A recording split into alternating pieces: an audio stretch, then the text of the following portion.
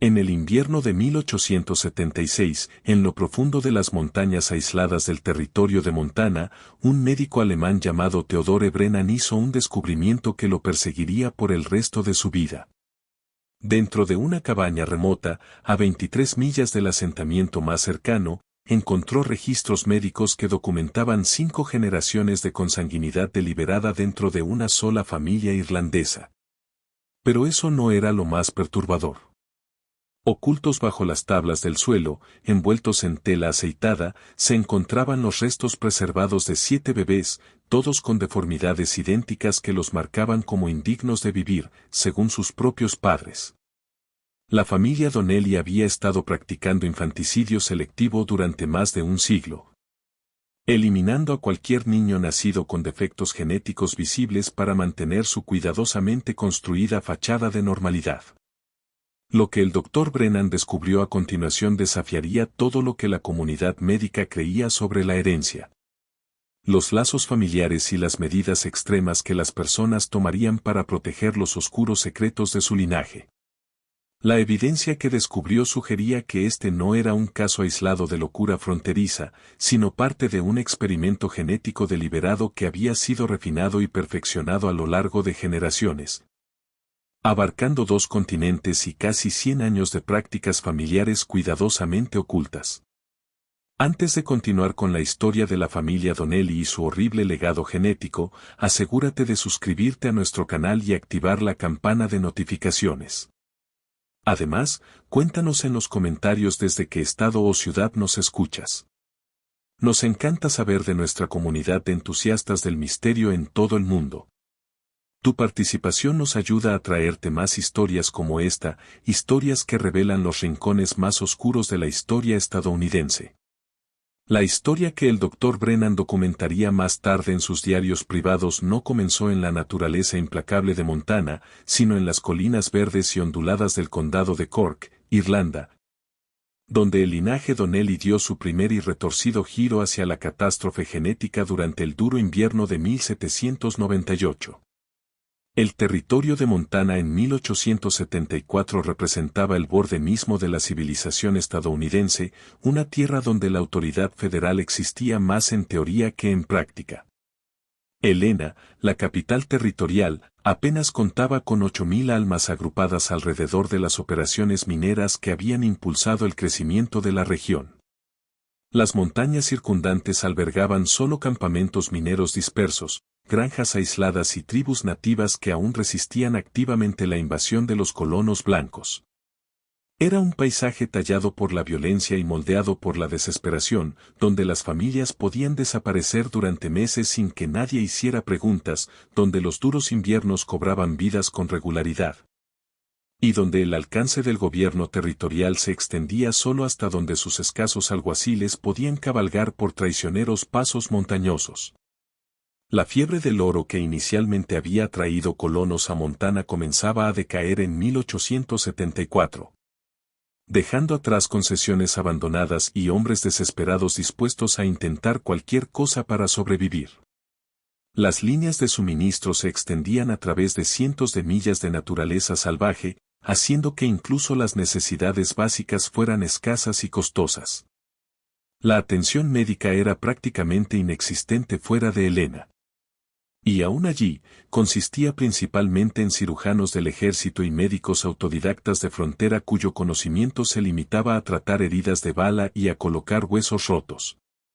Fue precisamente este aislamiento y falta de supervisión lo que hacía atractivo el territorio de Montana para ciertos tipos de colonos.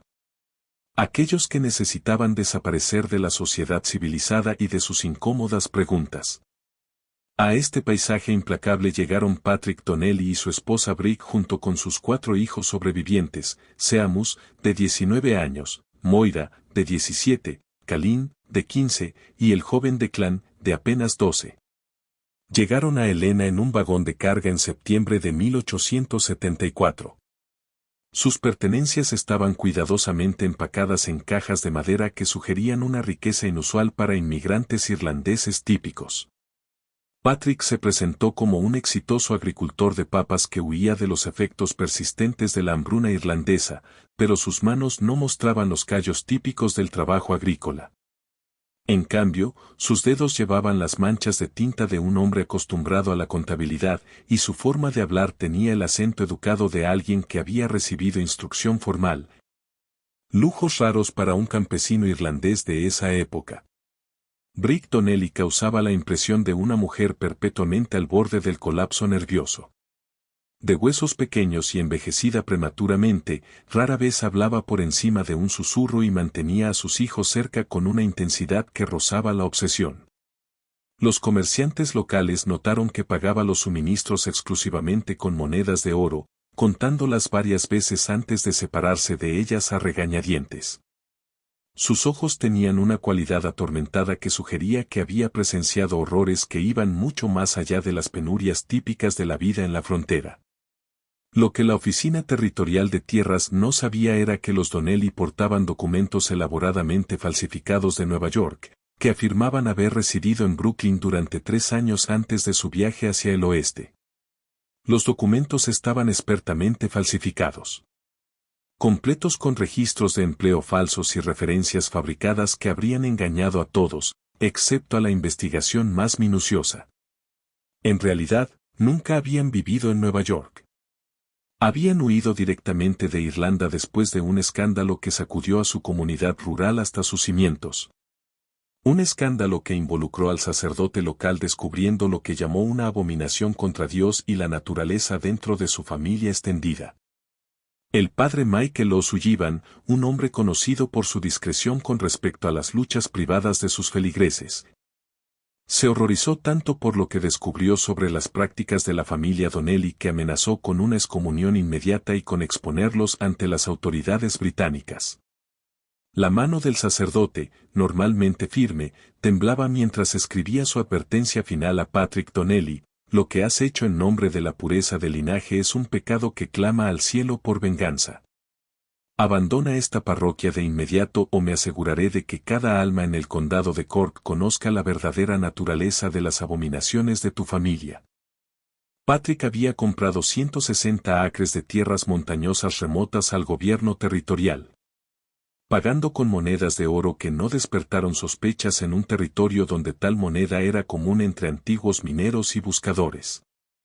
La tierra se encontraba en un valle estrecho entre dos crestas empinadas, accesible solo por un sendero montañoso traicionero que se volvía completamente intransitable durante los peores meses de invierno. El aislamiento era tan absoluto que el humo de la chimenea de su cabaña no podía verse desde ninguna granja vecina, y la fuente de agua más cercana, un arroyo alimentado por manantial, fluía solo durante los breves meses de verano antes de congelarse por casi medio año. La ubicación era perfecta para una familia que necesitaba desesperadamente esconderse del mundo.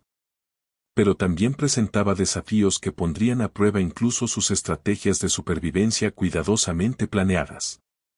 La temporada de cultivo a esa altitud duraba apenas 4 meses, lo que requería un conocimiento agrícola intensivo para producir suficiente alimento para sobrevivir el invierno. El frío extremo podía matar al ganado en una sola noche si no se tomaban las precauciones adecuadas. Y la presión psicológica del aislamiento total durante 6 meses cada año había llevado a muchas familias de la frontera a la locura o al suicidio. Aún así, los Donnelly construyeron su granja con la eficiencia de personas que ya habían enfrentado desafíos similares. Patrick y sus hijos construyeron una resistente cabaña de troncos con paredes gruesas diseñadas para retener el calor, ventanas pequeñas que minimizaban la pérdida térmica y un sistema complejo de particiones interiores que podían sellarse durante el clima más frío. La construcción mostraba conocimientos de técnicas de edificación que iban más allá de las habilidades típicas de la frontera, lo que sugería experiencia previa en climas extremos o consulta con expertos antes de su llegada a Montana. Brig y las niñas se prepararon para su primer invierno en Montana con una precisión metódica que impresionó incluso a los habitantes de montaña más experimentados. Conservaban la carne usando técnicas que maximizaban el espacio de almacenamiento y minimizaban el deterioro, cultivaban cosechas elegidas específicamente por su capacidad de crecer en temporadas cortas y suelos pobres, y establecían sistemas de racionamiento de suministros con una precisión matemática inusual para supuestos campesinos irlandeses sin educación.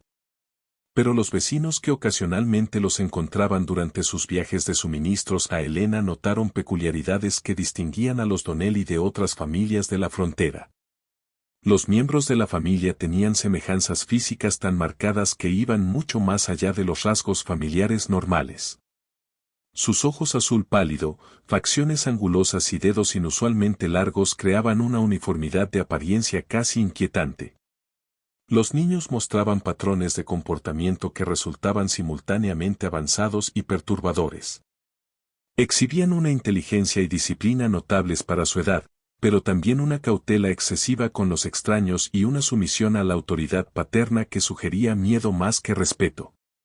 Lo más inquietante eran las conversaciones que escuchó Jake Harrison, el cartero territorial que hacía recorridos mensuales por los asentamientos de montaña.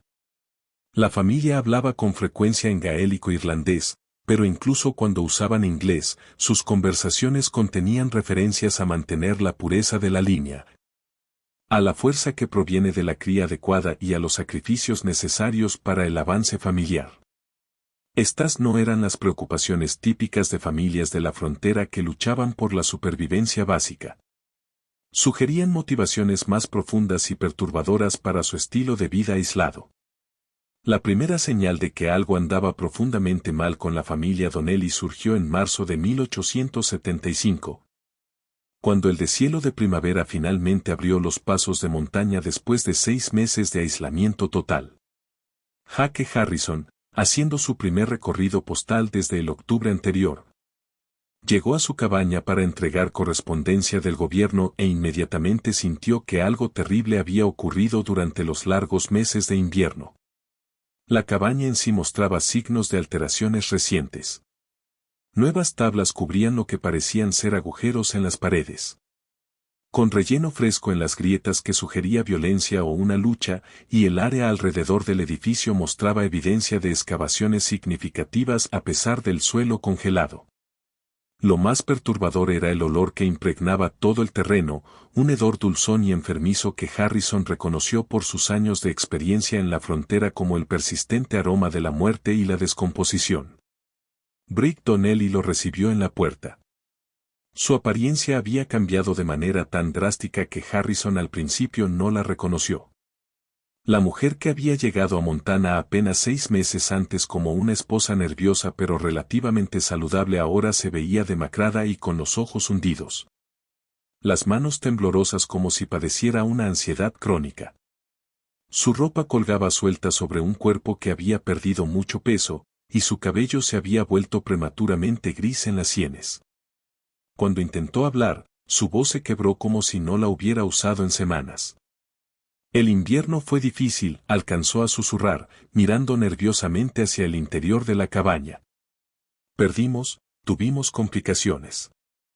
Harrison encontró a la familia en medio de lo que parecía ser un parto complicado, con Brigg en labor activa atendida únicamente por su hija adolescente, Moira.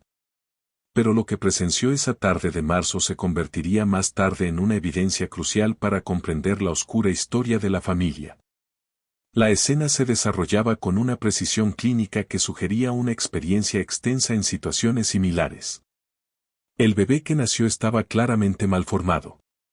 Su columna vertebral se curvaba en una forma de S antinatural, su brazo izquierdo terminaba en una mano atrofiada con solo 3 dedos, y su cabeza era desproporcionadamente grande, con una frente inclinada que indicaba graves anomalías del desarrollo.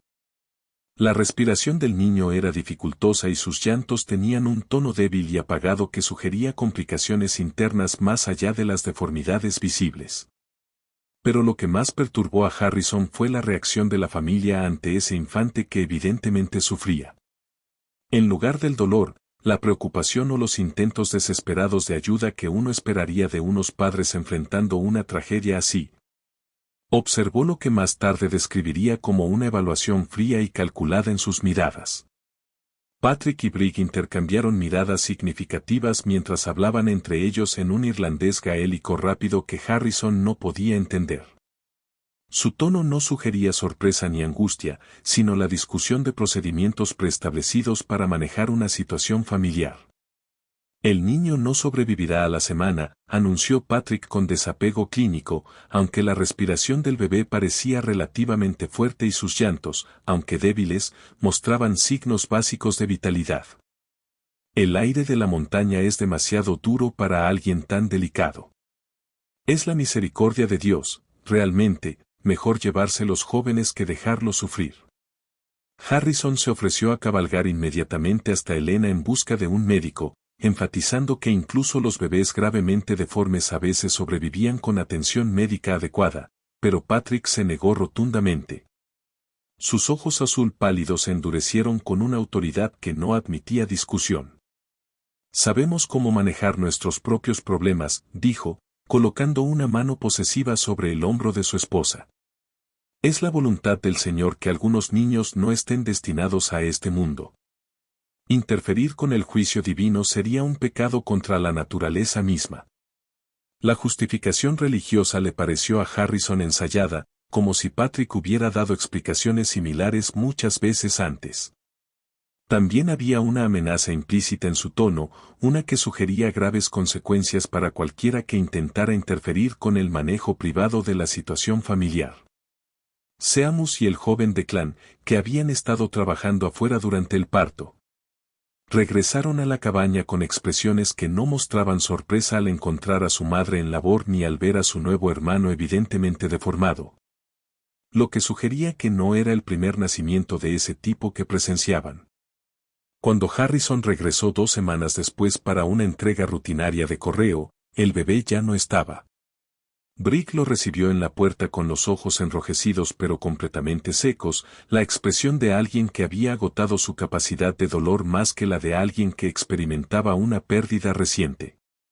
Perdimos al bebé 3 días después de que te fuiste, informó con una voz carente de emoción. Lo enterramos detrás de la cabaña, junto a los otros. Los débiles no sobreviven aquí, y es mejor así. Su frase, junto a los otros, le heló la sangre a Harrison. Detrás de la cabaña, notó por primera vez una fila de pequeñas cruces de madera que marcaban tierra removida recientemente. Contó 4 tumbas, todas demasiado pequeñas para entierros de adultos, todas marcadas con fechas rudimentarias que abarcaban los últimos 8 meses. Las implicaciones eran asombrosas. Los Donnelly habían perdido múltiples bebés durante su primer año en Montana, pérdidas que nunca habían sido reportadas a las autoridades territoriales como exigía la ley. Las tumbas mismas le parecían extrañas al ojo experimentado de Harrison. La tierra estaba removida en un patrón que sugería un trabajo apresurado y nervioso, más que el entierro cuidadoso de hijos amados. Las cruces eran uniformes en tamaño y construcción. Como si hubieran sido hechas con anticipación en lugar de elaboradas individualmente para cada pérdida, y el espacio entre las tumbas sugería una planificación sistemática más que una tragedia al azar. Estaban dispuestas en una fila ordenada que dejaba espacio para entierros adicionales. Ese verano, mientras Harrison continuaba sus entregas mensuales de correo, comenzó a observar cuidadosamente la dinámica familiar de los Donnelly. Lo que vio fue formando poco a poco un cuadro de un hogar que operaba bajo reglas y presiones que no tenían nada que ver con la supervivencia típica de la frontera. Los niños se movían con la precisión cautelosa de quienes saben que los errores traen consecuencias severas. Y sus interacciones entre ellos mostraban patrones de comunicación que sugerían un conocimiento compartido de secretos familiares demasiado peligrosos para hablarse abiertamente. Moira y Kalin, a pesar de tener solo 17 y 15 años, se comportaban con el conocimiento y el cansancio de mujeres mucho mayores. Realizaban las tareas domésticas con una eficiencia que superaba la competencia normal de su edad. Pero sus ojos tenían una cualidad atormentada que sugería que habían presenciado cosas que habían cambiado de manera fundamental su comprensión de lo que significa una familia. Cuando hablaban con sus padres, sus voces mostraban una diferencia que parecía provenir del miedo más que del respeto. Seamus, el hijo mayor, de 19 años, había desarrollado un tartamudeo pronunciado que empeoraba cada vez que su padre estaba presente. Se estremecía ante movimientos repentinos y evitaba el contacto visual con cualquiera fuera de la familia inmediata. Lo más inquietante era su reacción ante preguntas sobre la vida familiar. Comenzaba a responder normalmente, pero luego se detenía en seco, como si recordara las consecuencias de revelar información sobre la familia. El joven Declan parecía el más normal de los hijos, pero Harrison lo sorprendió una vez mirando el pequeño cementerio detrás de la cabaña con una expresión de terror más que de tristeza. Cuando le preguntó sobre sus hermanos fallecidos, el niño respondió: a veces los bebés no salen bien, y papá dice que Dios no quiere que sufran, pero a veces creo que quizá Dios no decidió. El niño inmediatamente se tapó la boca con la mano, como si se diera cuenta de que había dicho algo prohibido, y no volvió a pronunciar una palabra durante toda la visita de Harrison. Lo más perturbador eran las conversaciones que Harrison a veces alcanzaba a oír cuando se acercaba sigilosamente a la cabaña a través del bosque. La familia hablaba con frecuencia sobre mantener la línea pura, conservar la fuerza de la sangre y los sacrificios que hicieron nuestros antepasados para preservar lo que importa. Usaban frases en irlandés que Harrison no podía traducir, pero el tono sugería rituales o tradiciones que iban mucho más allá de las costumbres familiares normales. Había referencias a los otros en casa, lo que pasó con los débiles y, lo más escalofriante, discusiones sobre qué niños muestran las señales y cómo manejar a los imperfectos. Estas conversaciones delineaban la imagen de una familia que actuaba según creencias y prácticas que precedían su llegada a Montana por muchos años, quizá generaciones.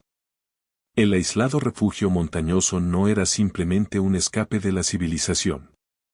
Era un lugar cuidadosamente escogido donde la familia podía continuar tradiciones que serían imposibles de mantener bajo el escrutinio de la vida comunitaria normal. A medida que 1875 avanzaba hacia sus duros meses de invierno, el aislamiento de los Donnelly volvió a ser completo. La nieve bloqueó los pasos de montaña desde noviembre hasta marzo, dejándolos totalmente incomunicados con el mundo exterior por segunda vez desde su llegada al territorio de Montana. Pero fue durante este segundo periodo de aislamiento cuando la verdadera naturaleza de su herencia genética comenzó a manifestarse de formas que eventualmente atraerían la atención de las autoridades territoriales y conmocionarían incluso a los residentes más endurecidos de la frontera.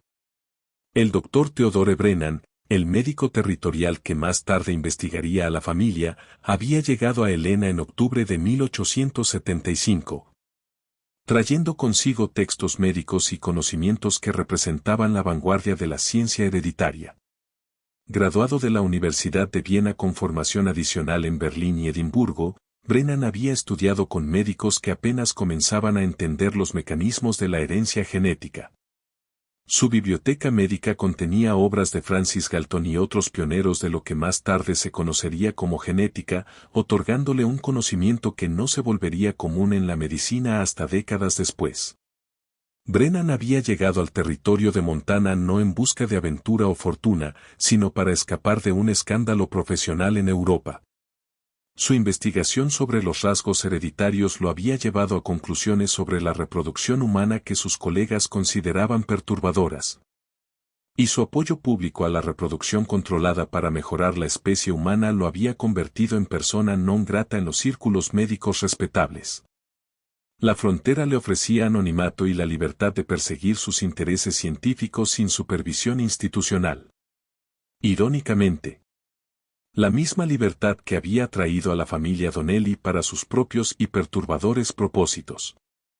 Durante el invierno de 1875 a 1876, Brennan recibió su primera señal de que algo andaba seriamente mal en los valles montañosos cuando Jake Harrison llegó a su consultorio en Helena en febrero. Había arriesgado el peligroso sendero invernal para buscar una consulta médica. Harrison describió fenómenos que desafiaban sus 8 años de experiencia en la naturaleza salvaje de Montana. Luces extrañas provenientes de la cabaña de los Donnelly a horas inusuales de la noche, patrones de humo que sugerían fuegos encendidos en momentos y temperaturas anormales, y lo más inquietante de todo. Sonidos que se extendían por el paisaje helado durante las quietas noches de invierno. Doctor, dijo Harrison, con el rostro curtido marcado por la preocupación y la confusión, llevo 8 años transportando correo por estas montañas. Sé distinguir entre las dificultades normales de la frontera y algo verdaderamente malo. Lo que oigo de esa cabaña en pleno invierno no son sonidos de gente enfrentando problemas ordinarios. Hay llantos que duran horas, y luego se detienen tan de golpe como si alguien apagara un interruptor. Y hay cantos, si es que puede llamárseles así, que no suenan del todo humanos. La melodía está mal, como si estuviera hecha para voces que no funcionan igual que las nuestras. Harrison también mencionó fenómenos visuales que inquietaban su sensatez de hombre práctico. La cabaña Donnelly mostraba luces encendidas en momentos en que la conservación del combustible debía ser crucial para sobrevivir el invierno. Los patrones de iluminación sugerían actividades que requerían luz constante durante las horas más oscuras de la noche, actividades que no coincidían con las rutinas familiares normales. Lo más perturbador eran las ocasiones en que Harrison veía figuras moviéndose fuera de la cabaña en medio de tormentas de nieve tan intensas que cualquier actividad exterior debía ser imposible. Figuras que parecían inusualmente altas o se movían con andares que no parecían del todo humanos entre la nieve cambiante y las sombras. Los instintos médicos de Brennan se despertaron de inmediato ante las descripciones de Harrison, pero el clima invernal hacía que cualquier viaje al hogar de los Donnelly fuera absolutamente imposible. Los pasos montañosos estaban bloqueados por capas de nieve tan profundas que viajar sería un suicidio, y aun si lograra llegar a la cabaña. Las visitas médicas en invierno solo se solicitaban en casos de vida o muerte que no pudieran esperar a la primavera. La familia Donnelly nunca había pedido asistencia médica, a pesar de los evidentes problemas de salud que Harrison había descrito. En lugar de intentar un peligroso viaje invernal, Brennan comenzó a investigar los registros de inmigración irlandeses y los archivos territoriales, buscando cualquier información disponible sobre los antecedentes y la historia médica de la familia. Lo que descubrió planteó más preguntas que respuestas y pintó un cuadro de engaño sistemático que sugería que los problemas de la familia iban mucho más allá de las simples dificultades de la vida fronteriza. Los Donnelly afirmaban provenir del condado de Cork, Irlanda, huyendo de la pobreza y los fracasos de las cosechas que afectaron a las comunidades rurales irlandesas durante las décadas de 1860 y 1870. Sus documentos de inmigración contenían historias detalladas sobre parientes perdidos, granjas destruidas y circunstancias económicas que los habían obligado a buscar oportunidades en América. Pero un cuidadoso cotejo de sus declaraciones con los registros parroquiales oficiales irlandeses reveló inconsistencias que sugerían una falsificación elaborada. Los familiares mencionados en Irlanda no podían ser verificados mediante los registros eclesiásticos de bautismo y matrimonio que normalmente ofrecían información genealógica confiable. Las ubicaciones de las granjas descritas no coincidían con los registros de propiedad existentes en el condado de Cork. Lo más inquietante era que las supuestas razones de su emigración, el hambre y la pobreza, no concordaban con la considerable cantidad de oro que la familia había usado para comprar su propiedad en Montana, pagar el transporte transcontinental y establecer su aislado asentamiento. Aún más perturbadores fueron los informes que Brennan encontró enterrados en los archivos de inmigración de Nueva York, documentos que las autoridades aparentemente no habían seguido adecuadamente. Una familia de apellido Donnelly había pasado efectivamente por Ellis Island en 1874. Pero había sido marcada por los inspectores médicos debido a preocupantes características físicas entre los niños que sugerían posibles anomalías genéticas. El informe médico describía signos de irregularidades del desarrollo compatibles con defectos hereditarios y señalaba que los padres se habían mostrado cada vez más agresivos y evasivos cuando se les preguntó sobre su historial médico familiar. El inspector médico de inmigración, el Dr. Samuel Morrison, había recomendado que la familia fuera detenida para una evaluación médica prolongada. Pero su informe fue anulado por los funcionarios administrativos ansiosos por procesar la enorme cantidad de inmigrantes que pasaban diariamente por Ellis Island. Las notas de Morrison sugerían que sus preocupaciones iban más allá de simples anomalías médicas. Él había observado patrones de comportamiento en la familia que sugerían un encubrimiento sistemático de información relevante para la salud y seguridad pública. A medida que Brennan profundizaba en los registros disponibles, descubrió referencias a familias irlandesas llamadas Donnelly en otras comunidades estadounidenses. Familias que habían llegado en diferentes momentos, pero mostraban patrones de comportamiento similares. Una familia Donnelly en Pensilvania había atraído la atención de las autoridades locales en 1871 por tasas inusualmente altas de mortalidad infantil. Otra familia Donnelly en Ohio había sido investigada por funcionarios del condado en 1873 por posible negligencia infantil. Aunque la investigación se canceló cuando la familia se mudó repentinamente sin dejar información de contacto. El patrón sugería que los Donnelly de Montana no eran criminales aislados, sino parte de una red más grande de familias relacionadas que compartían prácticas similares y se mudaban con frecuencia para evitar el escrutinio oficial. Las implicaciones eran asombrosas. Si todos eran ramas de la misma familia extendida, su manipulación genética y el infanticidio sistemático podrían haberse practicado en varios estados e involucrado a docenas de víctimas durante muchos años. Con la llegada de la primavera y el deshielo de los pasos montañosos, Brennan se encontraba cada vez más obsesionado con el misterio de la familia Donnelly. Su formación profesional le decía que las poblaciones aisladas a menudo desarrollaban problemas genéticos debido a la limitada diversidad en la reproducción. Un fenómeno bien documentado en comunidades remotas a lo largo de la historia. Pero algo en esta familia en particular sugería un patrón mucho más deliberado y sistemático de lo que la simple geografía podría explicar. La combinación de las inquietantes observaciones de Harrison, los sospechosos registros de inmigración y las posibles conexiones con familias similares en otros estados convencieron a Brennan de que los Donnelly representaban algo sin precedentes en su experiencia médica. Una familia que había decidido deliberadamente experimentar genéticamente consigo misma, sin importar las consecuencias para sus hijos o la comunidad en general. Cuando la primavera de 1876 finalmente abrió los senderos de montaña, el Dr. Brennan tomó la decisión de visitar personalmente la granja de los Donnelly, supuestamente para brindar servicios médicos rutinarios a una familia de frontera aislada. Lo que encontró allí cambiaría fundamentalmente su comprensión de la naturaleza humana, la ciencia genética y las profundidades a las que las personas pueden llegar para preservar secretos familiares que se extendían por múltiples generaciones. El viaje hasta la cabaña de los Donnelly requirió un día completo de arduo viaje a través de un terreno que parecía elegido deliberadamente por su inaccesibilidad. El sendero serpenteaba entre densos bosques, cruzaba lechos de arroyos inestables y subía por empinadas laderas montañosas que habrían desafiado incluso a jinetes experimentados. El aislamiento era tan completo que Brennan no encontró a ningún otro viajero, ni señales de otras granjas, ni evidencia de que alguien más hubiera usado el sendero en meses. La cabaña en sí parecía engañosamente normal desde el exterior, bien construida, bien mantenida, con señales de una agricultura cuidadosa y una cría de animales exitosa que sugerían una familia bien adaptada a la vida fronteriza.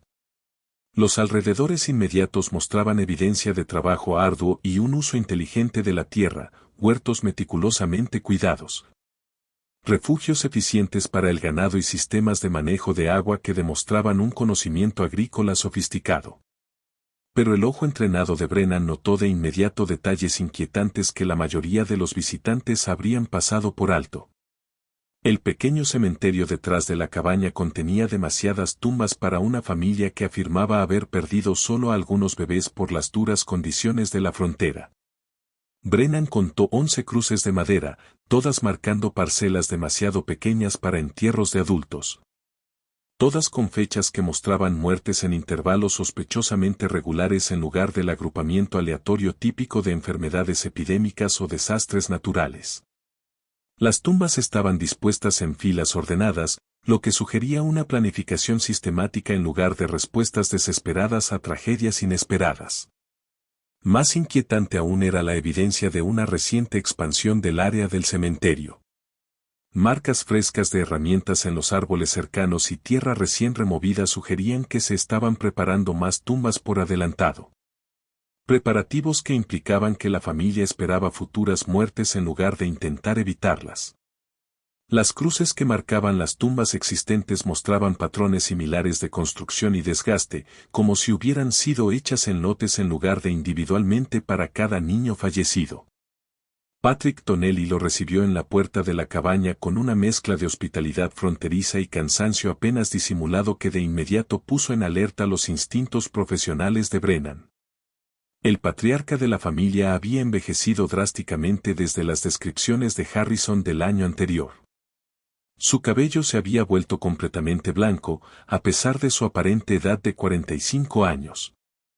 Y profundas líneas surcaban su rostro en patrones que sugerían estrés crónico más que envejecimiento normal.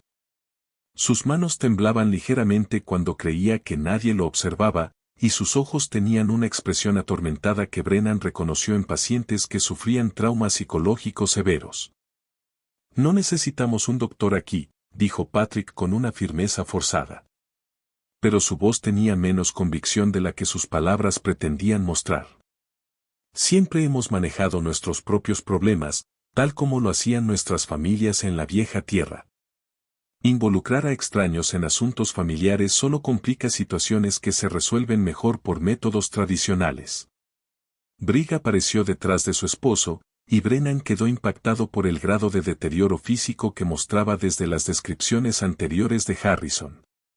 La mujer que había dado a luz poco más de un año antes ahora parecía demacrada y con la mirada vacía.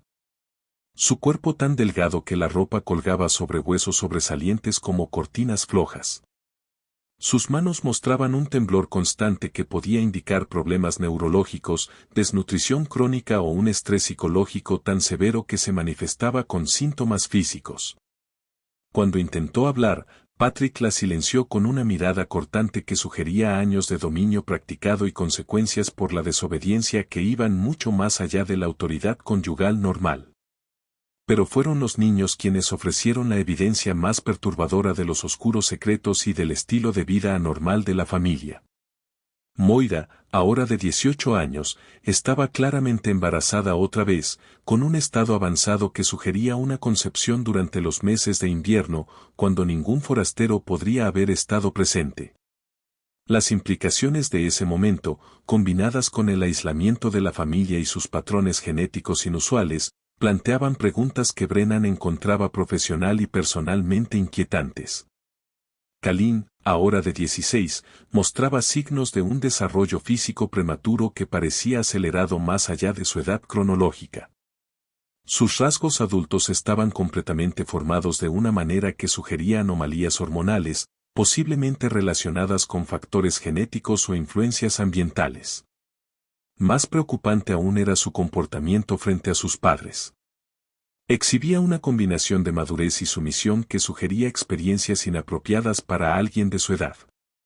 Lo más inquietante era el joven Declan, ahora de 13 años, quien había desarrollado anomalías físicas notorias desde las últimas visitas de Harrison. Los rasgos faciales del niño mostraban una clara asimetría, un lado de su rostro parecía desarrollado con normalidad, mientras que el otro mostraba signos de crecimiento detenido o malformación. Caminaba con una cojera pronunciada que sugería una curvatura espinal. Y sus manos mostraban dedos alargados y una flexibilidad articular inusual que Brennan reconoció como posibles indicadores de trastornos genéticos del tejido conectivo. Durante su breve visita inicial, Brennan observó dinámicas familiares que desafiaban las convenciones sociales normales y sugerían presiones psicológicas que iban mucho más allá de las penurias típicas de la frontera. Los hijos mayores se sometían a sus padres con una mezcla de miedo y resignación que indicaba consecuencias por la desobediencia mucho más severas que la disciplina parental común. Sus movimientos eran cuidadosos y calculados, como si hubieran aprendido por experiencia que un comportamiento espontáneo podía provocar reacciones impredecibles y peligrosas. Seamus, el hijo mayor, de 20 años, evitaba el contacto visual tanto con sus padres como con el médico visitante. Su pronunciado tartamudeo había empeorado hasta el punto de apenas poder comunicarse, y parecía luchar con un conflicto interno que lo mantenía visiblemente agitado durante toda la visita de Brennan.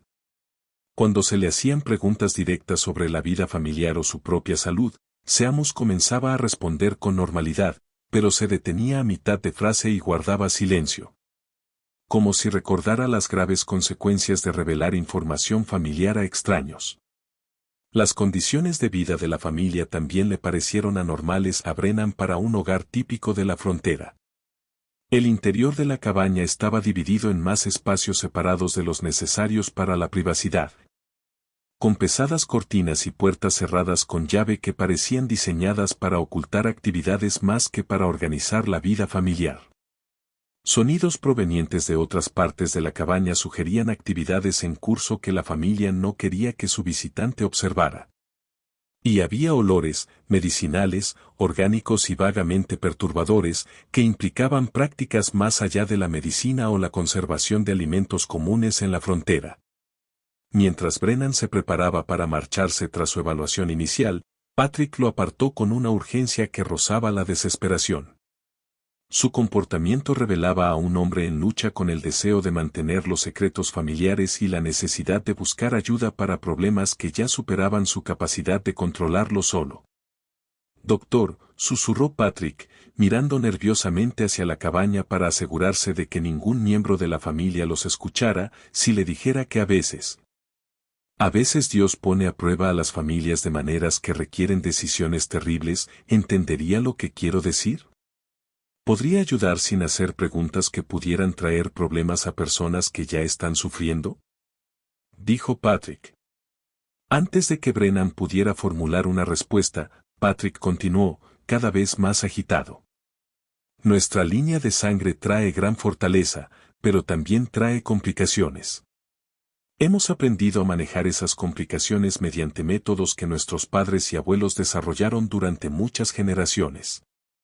Esos métodos funcionaron para nosotros en la vieja tierra, pero aquí en Montana la gente hace otro tipo de preguntas. Esperan cosas que no podemos ofrecer sin revelar prácticas que no serían comprendidas por quienes no comparten nuestras cargas particulares. Las implicaciones de la confesión cuidadosamente formulada de Patrick helaron la compostura profesional de Brennan. Comenzaba a entender que el aislamiento de la familia Donnelly no se trataba solo de evitar el escrutinio social por un comportamiento inusual. Se trataba de ocultar prácticas sistemáticas que horrorizarían incluso a la ruda sociedad de la frontera. Prácticas que habían sido refinadas y perfeccionadas durante múltiples generaciones antes de ser trasplantadas al desierto americano. 2 meses después de su visita inicial, el Dr. Brennan recibió un mensaje urgente de Jay Harrison que lo obligaría a enfrentar todo el horror del legado genético de la familia Donnelly. El mensaje, entregado por un trampero local que había arriesgado el peligroso sendero de la montaña, contenía solo unas pocas palabras apresuradamente garabateadas. Mujer Donnelly en mal parto. Familia pide doctor. Algo mal más allá de problemas normales de alumbramiento. Venga rápido si puede. Por primera vez desde su llegada al territorio de Montana, la familia Donnelly solicitaba asistencia médica externa, un cambio drástico respecto a su insistencia previa en manejar todos los asuntos familiares en privado. El hecho de que hubieran superado su obsesiva necesidad de secreto para pedir ayuda sugería complicaciones tan graves que ni siquiera su amplia experiencia con partos difíciles podía ofrecer soluciones adecuadas. Brennan llegó a la cabaña de montaña en una sofocante tarde de julio, para encontrar una escena que atormentaría sus pesadillas durante décadas. El calor opresivo había convertido el valle aislado en un horno, y el aire estaba tan espeso y húmedo que respirar resultaba difícil incluso para personas sanas. Dentro de la cabaña, la atmósfera era aún más asfixiante, cargada con el olor del sudor, la sangre y algo más. Un olor dulzón y enfermizo que Brennan no pudo identificar de inmediato, pero que despertó en él una alarma instintiva, algo estaba profundamente mal. Moira Donnelly yacía en la habitación trasera de la cabaña, su parto complicado por factores que se hicieron evidentes de inmediato al ojo entrenado de Brennan. La joven estaba dando a luz gemelos, pero no eran nacimientos múltiples ordinarios. Los bebés estaban unidos por el torso y parecían compartir órganos internos mayores, una condición que Brennan sabía que casi siempre resultaba fatal en una época sin cirugía avanzada.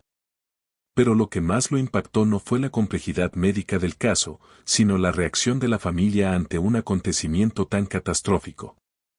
En lugar del pánico, el dolor o la desesperada súplica de intervención divina que habría esperado de unos padres enfrentando tal tragedia. Los Donnelly mostraban una frialdad metódica que sugería que ya habían lidiado con situaciones similares muchas veces antes. Patrick y Brick trabajaban juntos con la eficiencia de personas que seguían un protocolo bien establecido. Sus movimientos eran coordinados y precisos, no frenéticos. Seamus y Kalin preparaban materiales e instrumentos que claramente no estaban destinados a celebrar un nacimiento, sino a manejar una situación que requería acción inmediata y decisiva. Los gemelos presentaban un desafío médico que habría puesto a prueba los recursos incluso de los hospitales mejor equipados de la época. Compartían no solo tejidos externos, sino sistemas cardiovasculares y nerviosos integrados que hacían imposible su separación con la tecnología médica de 1876. Uno de los bebés era claramente más fuerte que el otro, pero ambos mostraban signos de vitalidad que sugerían que podrían sobrevivir días o incluso semanas con el cuidado adecuado. Doctor, dijo Patrick con una frialdad clínica que heló la sangre de Brennan, necesitamos que nos diga con honestidad si pueden separarse. Si existe algún procedimiento médico que permita que uno de ellos sobreviva como un niño normal. Mientras Brennan comenzaba su examen de los gemelos unidos, notó algo que hizo que la sangre se le helara. Ocultos bajo la cama de parto había cuadernos encuadernados en cuero, llenos de dibujos detallados y notas que documentaban nacimientos similares a lo largo de lo que parecían ser muchas décadas. Página tras página mostraban cuidadosos bocetos anatómicos de bebés con diversas deformidades, paladares hendidos, extremidades ausentes, malformaciones espinales. Dedos adicionales y condiciones que Brennan nunca había visto ilustradas con tanta precisión clínica. Cada dibujo estaba anotado con notas en irlandés gaélico y en inglés, con fechas que abarcaban varias décadas y diferentes lugares geográficos. Algunas entradas incluían descripciones detalladas de los métodos utilizados para corregir estas complicaciones genéticas, usando una terminología que demostraba un conocimiento médico muy superior al de cualquier familia común de la frontera. Las fechas y ubicaciones de los nacimientos registrados formaban un patrón que trazaba los movimientos de la familia a lo largo de más de 50 años, desde Irlanda hasta América. Lo más perturbador eran los estudios anatómicos detallados que acompañaban cada registro de nacimiento. Las ilustraciones no mostraban solo las deformidades externas, sino también anatomías internas especulativas, posibilidades de supervivencia y lo que los apuntes eufemísticamente llamaban evaluaciones de calidad de vida. El lenguaje clínico no lograba ocultar el hecho de que esos registros documentaban una evaluación sistemática de recién nacidos, clasificándolos según los rasgos que la familia consideraba aceptables o inaceptables para la supervivencia. Brick notó su descubrimiento y habló por primera vez desde su llegada, con una voz cargada del peso de generaciones de un conocimiento terrible. La sangre debe mantenerse pura, doctor. La debilidad no puede permitirse propagarse y contaminar a las futuras generaciones. Nuestra familia aprendió esta verdad por dura experiencia, durante muchas generaciones, allá en la vieja tierra. Lo que para los forasteros parece crueldad, en realidad es misericordia. Misericordia para los niños que sufrirían, y para la línea familiar que debe preservarse. Sus palabras fueron pronunciadas con la convicción de quien recita un dogma sagrado. Pero el dogma que describía implicaba principios de cría humana que violaban todos los estándares de ética médica y de decencia humana que Brennan había aprendido en su formación profesional. La familia Donnelly no solo practicaba el infanticidio. Estaban llevando a cabo experimentos genéticos sistemáticos con sus propios hijos, aplicando principios de selección biológica que trataban a los seres humanos como ganado, mejorado mediante la eliminación cuidadosa de los rasgos indeseables. Los cuadernos de cuero contenían aún más pruebas que revelaban el verdadero alcance de la manipulación genética de la familia. Ocultos entre los registros médicos había árboles genealógicos que trazaban la línea de sangre Donnelly a lo largo de múltiples generaciones, mostrando patrones de matrimonios entre parientes cercanos que explicaban la alta frecuencia de anormalidades genéticas entre sus hijos. Los gráficos revelaban que Patrick y Brick no eran solo marido y mujer, también eran primos hermanos. Continuaban un patrón de consanguinidad deliberada que se extendía por 5 generaciones, cuidadosamente planeadas para concentrar lo que la familia consideraba rasgos genéticos superiores. La documentación genealógica mostraba que la práctica había comenzado en Irlanda a principios del siglo XIX. Cuando el bisabuelo de Patrick se convenció de que el pueblo irlandés podía mejorarse mediante la cría selectiva, igual que las técnicas agrícolas utilizadas para desarrollar ganado de mejor calidad. La familia había justificado esta práctica con una interpretación distorsionada de genealogías bíblicas y teorías pseudocientíficas sobre la superioridad racial, populares entre ciertas clases educadas de Europa en esa época. Mientras Brennan examinaba a los gemelos y estudiaba los registros médicos de la familia, comprendió que estaba presenciando la culminación de un experimento genético llevado a cabo durante generaciones, sin el menor respeto por el sufrimiento que había causado. Los bebés siameses, que luchaban por respirar en su improvisada cuna, no representaban una tragedia aleatoria, sino el resultado inevitable de décadas de manipulación genética sistemática. Una deformidad tan extrema que ya no podía ocultarse ni justificarse. Y cuando creíamos haberlo visto todo, el horror en las montañas de Montana solo se intensificó. Si esta historia te está poniendo la piel de gallina, compártela con un amigo que ame los misterios oscuros. Dale me gusta para apoyar nuestro contenido y no olvides suscribirte para no perderte más historias como esta. Acompáñanos a descubrir lo que sucederá después en este inquietante relato de manipulación genética y secretos familiares que abarca generaciones de experimentación humana deliberada. La crisis inmediata de los gemelos siameses obligó a Brennan a tomar decisiones que atormentarían su conciencia por el resto de su vida. Los bebés sufrían visiblemente. Su sistema cardiovascular compartido apenas podía sostener 2 cuerpos separados, su respiración era irregular y entrecortada. Cualquier intervención médica era imposible con el equipo rudimentario disponible en aquella cabaña aislada. Pero permitir que siguieran sufriendo sin intentar brindarles alivio violaba todos los principios de ética médica que Brennan había jurado defender. Esa noche, el Dr. Brennan estudió los cuadernos ocultos mientras los gemelos luchaban por sus vidas. ¿Quieres que te adapte esta versión al formato final narrativo para video, con ritmo, pausas naturales y frases pensadas para locución fluida, tipo voz en off profesional? Puedo hacerlo justo al tono de tus videos de misterio y horror. El verdadero alcance de la manipulación genética de la familia Donnelly se volvió aterradoramente claro.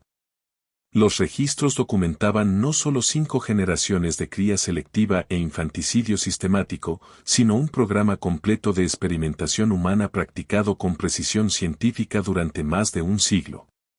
Las entradas más antiguas, escritas con tinta marrón desvanecida y en un arcaico guión irlandés, describían como el patriarca original, Fergus Donnelly, había iniciado la práctica en el condado de Cork durante la década de 1790, tras consultar con lo que el diario llamaba hombres eruditos que comprendían la ciencia de los linajes y la mejora del stock humano. Estas primeras entradas revelaban que Fergus había sido influenciado por teorías de cría agrícola que se estaban volviendo populares entre los agricultores progresistas de la época. Hombres que habían logrado éxitos notables desarrollando razas superiores de ganado, caballos y ovejas mediante selección cuidadosa y apareamiento controlado. Fergus se convenció de que los mismos principios podían aplicarse a la reproducción humana para crear lo que él llamaba una línea de sangre irlandesa perfeccionada, superior en inteligencia, fuerza física y carácter moral frente a los campesinos degradados que, según él, habían sido debilitados por siglos de opresión británica y pobreza. Sus primeros experimentos consistieron en organizar matrimonios entre sus propios hijos y sus primos hermanos. justificados mediante un estudio cuidadoso de genealogías bíblicas que parecían respaldar la práctica de matrimonios cercanos dentro de la familia. Los resultados iniciales parecían confirmar las teorías de Fergus. La primera generación de hijos nacidos de consanguinidad deliberada mostraba inteligencia inusual, belleza física llamativa y lo que la familia interpretaba como evidencia de superioridad genética. Pero los registros también revelaban que, incluso en la primera generación, habían nacido niños gravemente deformes que fueron eliminados silenciosamente mediante lo que el diario eufemísticamente llamaba liberación misericordiosa del sufrimiento terrenal. A medida que pasaban las generaciones, la experimentación genética se volvió cada vez más sistemática y científicamente sofisticada. Cada patriarca sucesivo refinó el programa de cría, introduciendo nuevos criterios de selección y desarrollando justificaciones cada vez más elaboradas para eliminar a los hijos que no cumplían con los estándares familiares de aceptabilidad genética. Los diarios contenían discusiones detalladas sobre los rasgos considerados deseables: ojos azul pálido, facciones angulares, estatura inusual, aptitud matemática, y rasgos que merecían eliminación inmediata. Deformidades físicas visibles, retraso mental y lo que la familia llamaba irregularidades de comportamiento. Pero la revelación más perturbadora vino cuando Brennan descubrió una sección del diario dedicada al protocolo de mejora. Las entradas describían intentos sistemáticos de acelerar la concentración de rasgos deseables mediante relaciones de consanguinidad cada vez más cercanas. La generación de Patrick representaba la culminación de este proceso. Él y Brick no eran solo primos hermanos, sino productos de 4 generaciones previas de consanguinidad deliberada diseñadas para maximizar la expresión de lo que la familia consideraba características genéticas superiores. El protocolo había logrado sus objetivos en algunos aspectos. Los miembros sobrevivientes de la familia Donnelly mostraban una inteligencia notable, uniformidad física llamativa y ciertas capacidades que los diferenciaban de las familias típicas de la frontera. Pero el costo genético había sido catastrófico. La alta frecuencia de defectos graves al nacer, los evidentes problemas de salud mental en los hijos mayores y el deterioro progresivo de los padres indicaban que el experimento genético de la familia había alcanzado un punto crítico que amenazaba su supervivencia como población reproductora viable. Mi bisabuelo creía que estaba creando una raza superior, confesó Patrick mientras Brennan lo confrontaba con la evidencia de los diarios. Estudié los métodos de cría utilizados por los mejores criadores de caballos y ganado de Irlanda, hombres que habían creado animales de calidad excepcional mediante selección cuidadosa y apareamiento controlado. Creía que el pueblo irlandés había sido degradado por siglos de pobreza y opresión, y que solo mediante la mejora deliberada de nuestras líneas de sangre podríamos recuperar nuestra posición legítima como un pueblo superior. La voz de Patrick mezclaba orgullo y creciente duda mientras continuaba. Durante 4 generaciones, el método pareció funcionar. Nuestra familia produjo niños de inteligencia y belleza excepcionales. Hombres y mujeres que podrían haber sido líderes e innovadores si el mundo hubiera estado listo para reconocer nuestra superioridad. Pero el costo ha sido terrible. Tantos niños nacieron defectuosos. Tantos que tuvieron que ser liberados de vidas que solo les habrían traído sufrimiento a ellos mismos y vergüenza a la línea familiar. La realidad genética que Brennan comprendía gracias a su avanzada formación médica pintaba un cuadro muy diferente a las fantasías eugenésicas de la familia. La línea de sangre Donnelly no había sido purificada ni mejorada mediante la cría selectiva. Había sido destruida sistemáticamente por la acumulación de rasgos genéticos recesivos que producían anomalías cada vez más graves con cada generación. Los niños que sobrevivían hasta la edad adulta portaban daños genéticos ocultos que inevitablemente se manifestarían en su descendencia, creando una espiral descendente de deterioro genético que solo podía terminar en la extinción completa de la línea familiar. Los gemelos siameses, luchando por respirar en su improvisada cuna, representaban el fracaso definitivo del experimento genético Donnelly. 5 generaciones de consanguinidad deliberada no habían creado seres humanos superiores. Habían producido deformidades cada vez más graves que ya no podían ocultarse, racionalizarse ni eliminarse sin despertar las sospechas de una sociedad cada vez menos tolerante con prácticas familiares aisladas que violaban los estándares morales y legales aceptados.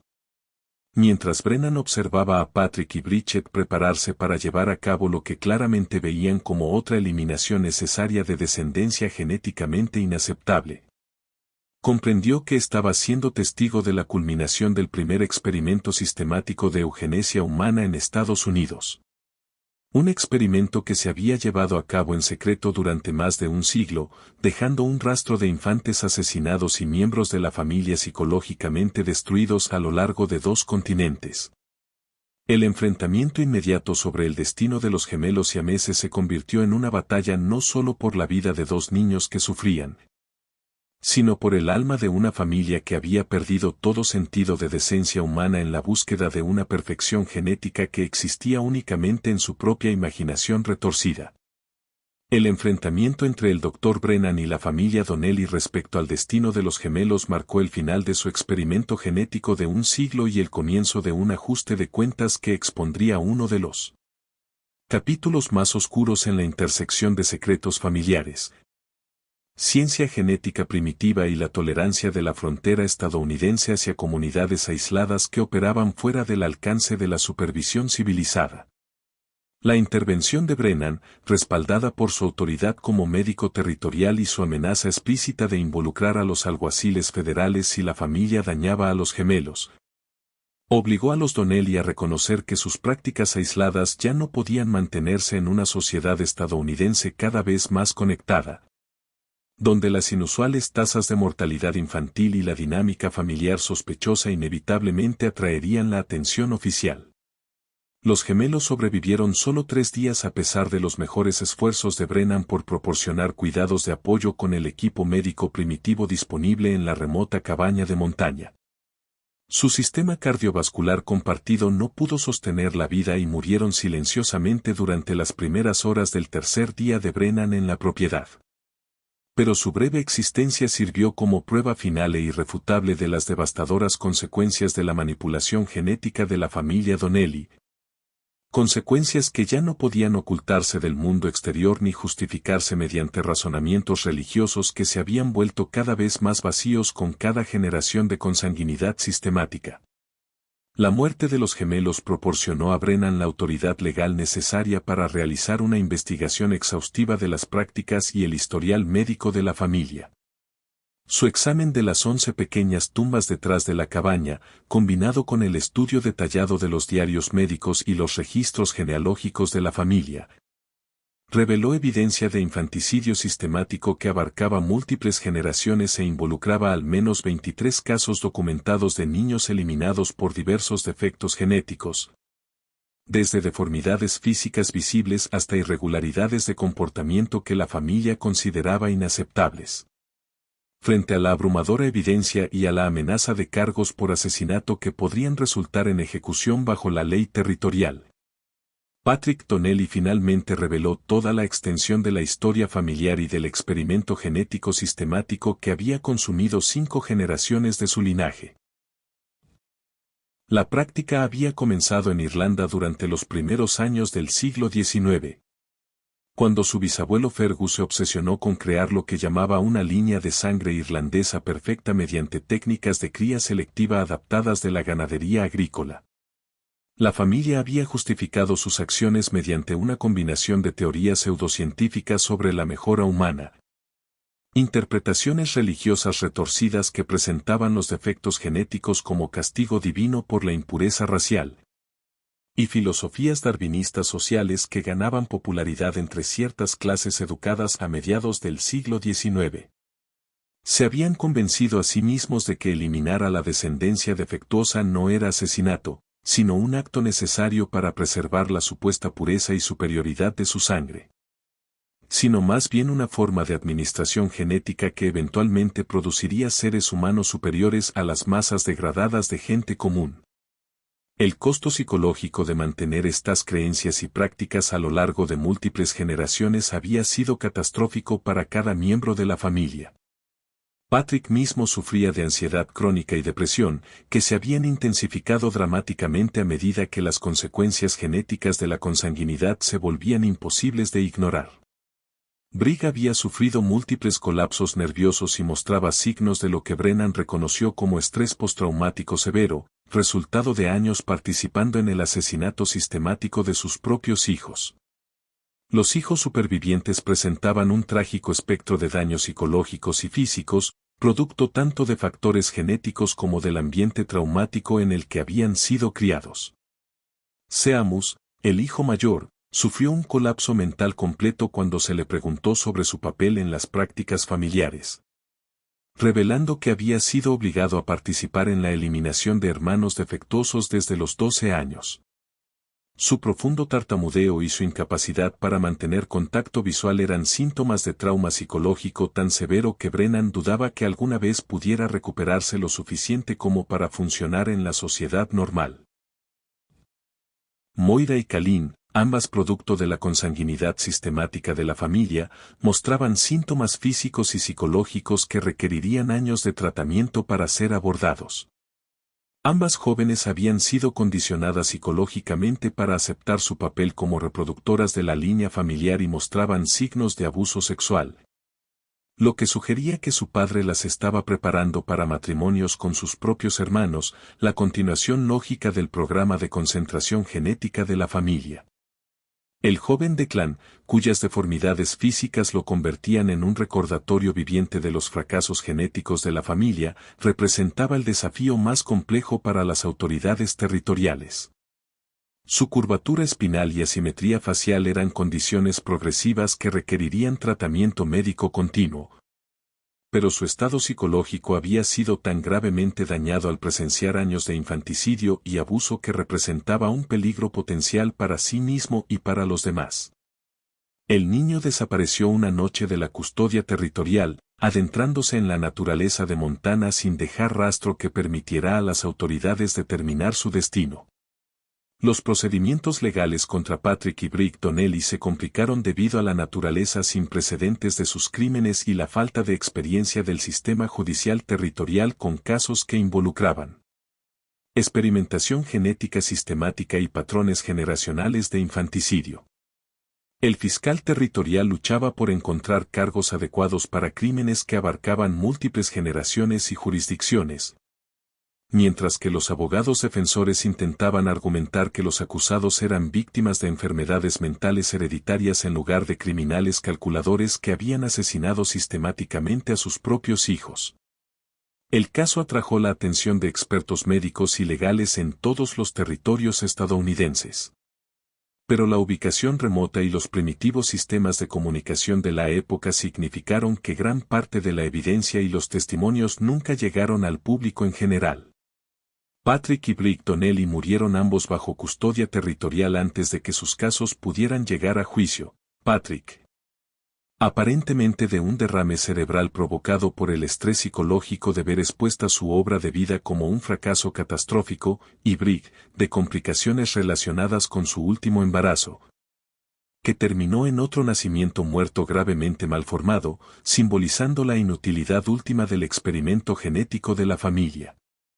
La detallada documentación del caso realizada por el Dr. Brennan se convirtió en parte de la literatura médica temprana sobre los peligros del matrimonio consanguíneo y las consecuencias genéticas de la endogamia sistemática. Sus informes profesionales, publicados en revistas médicas territoriales y más tarde en publicaciones médicas nacionales, proporcionaron algunas de las primeras evidencias sistemáticas de la relación entre el matrimonio entre familiares cercanos y el aumento de anomalías genéticas en la descendencia. Sin embargo, nunca publicó los detalles completos de lo que había descubierto, incluyendo el infanticidio sistemático y el abuso psicológico que caracterizaban las prácticas de la familia Donnelly. Los diarios privados de Brennan, descubiertos tras su muerte en 1923, revelaron su lucha de toda la vida por comprender cómo los seres humanos podían eliminar sistemáticamente a sus propios hijos en busca de una perfección genética que existía solo en su propia imaginación retorcida. Sus notas describían pesadillas recurrentes sobre los gemelos siameses y culpa persistente por su incapacidad de salvar a los niños que habían sido asesinados antes de que su intervención pudiera protegerlos. La propiedad familiar Donnelly fue abandonada tras el arresto de la familia y la propiedad en la montaña volvió a la posesión territorial, ya que no se pudo localizar a ningún familiar sobreviviente para reclamar derechos de herencia. Los residentes locales evitaban la zona, en parte por preocupaciones prácticas relacionadas con las duras condiciones invernales que habían hecho el lugar atractivo para la familia, pero también debido a la creciente conciencia de los horrores que allí habían ocurrido. El aislamiento que antes protegía los secretos de la familia ahora servía como una barrera natural que impedía que visitantes curiosos perturbaran lo que se había convertido en un monumento no oficial a los peligros de la experimentación genética realizada sin supervisión ética ni comprensión científica. El pequeño cementerio detrás de la cabaña, con sus 11 tumbas documentadas y evidencias de otros enterramientos sin marcar, servía como recordatorio permanente del fracaso final del primer experimento sistemático de eugenesia genética llevado a cabo por la humanidad. Las filas ordenadas de cruces marcando las tumbas de los infantes asesinados eran un testimonio de la bancarrota moral de teorías que valoraban la pureza genética por encima de la decencia humana básica y el amor parental.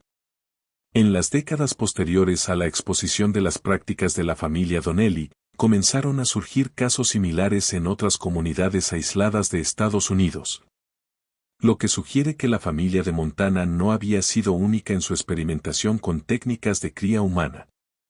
La creciente evidencia sobre las consecuencias genéticas y psicológicas de la endogamia sistemática contribuyó a cambiar actitudes respecto a las leyes matrimoniales, la protección infantil y la necesidad de supervisión gubernamental de comunidades aisladas que pudieran estar llevando a cabo prácticas perjudiciales para sus miembros o para la sociedad en general.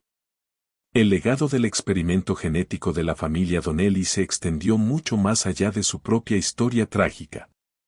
Su caso proporcionó evidencia temprana para teorías genéticas que más tarde se volverían fundamentales para la comprensión moderna de la herencia. Mientras tanto, sus prácticas sistemáticas de infanticidio contribuyeron a la evolución de los estándares legales y éticos para la protección infantil, que eventualmente harían imposible sostener programas de eugenesia familiar de este tipo en la sociedad estadounidense. Este misterio nos muestra cómo la búsqueda de la perfección genética puede conducir a horrores impensables cuando se combina con aislamiento, desesperación y un malentendido fundamental del valor humano y los principios científicos. El experimento de la familia Donnelly, que duró un siglo, representa uno de los capítulos más oscuros en la intersección de secretos familiares, ciencia genética primitiva y la tolerancia de la frontera estadounidense hacia comunidades que operaban más allá de los límites de los estándares morales civilizados. Su historia sirve como advertencia permanente sobre los peligros de tratar a los seres humanos como sujetos experimentales en la búsqueda de mejoras teóricas que existen únicamente en la mente de aquellos que han perdido todo sentido de la decencia humana básica y del amor parental. ¿Qué opinas de esta historia? ¿Crees que se reveló todo sobre las prácticas de la familia Donnelly? ¿O podría haber otras familias aisladas que llevaron tradiciones oscuras similares a la frontera estadounidense? ¿Podría haberse llevado a cabo tal experimentación genética sistemática en otros lugares remotos sin ser detectada por autoridades que carecían de los recursos y sistemas de comunicación necesarios para monitorear efectivamente a las comunidades aisladas? Deja tu comentario abajo con tus pensamientos sobre este perturbador capítulo de la historia estadounidense. Si disfrutaste de esta historia y quieres más relatos de horror como este, suscríbete, activa la campana de notificaciones y comparte con alguien que ame los misterios que desafían nuestra comprensión de la naturaleza humana y hasta dónde puede llegar la gente para perseguir su retorcida visión de la perfección genética. Nos vemos en el próximo video.